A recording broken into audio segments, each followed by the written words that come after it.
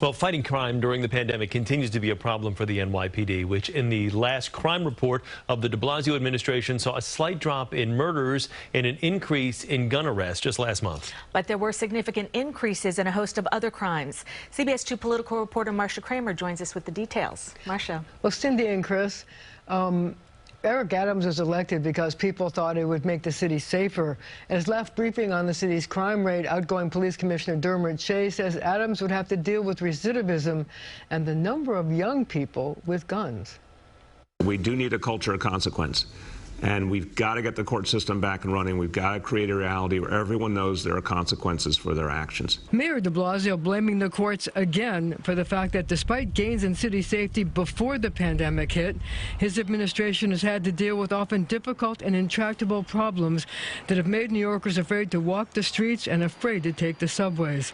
Yes, murders were down slightly last month, 24 compared to 29 in 2020.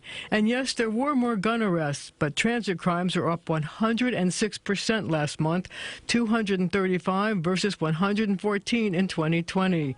Grand larceny up 40%, 4,433 versus 3,153.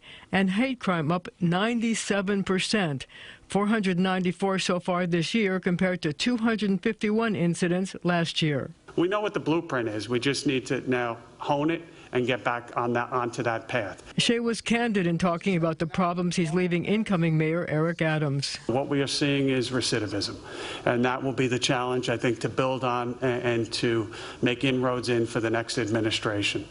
When you see some of the shootings that we see. Shea says that 30% of the people arrested for shootings have an open felony case, and that 10% of young people under 18 are arrested for possession of firearms. That's up from just 1.8%. We know we have a lot of work to do. We have to address some of the small fixes to some of the laws that are hurting us on the recidivism. We're seeing upticks in all the metrics in terms of people arrested over and over, and it's the same story. It is not widespread. It is small numbers of people that unfortunately are doing some harm to New Yorkers.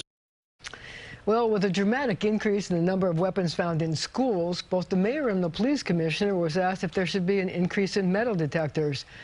Both ducked, saying it had to be decided on a case-by-case basis.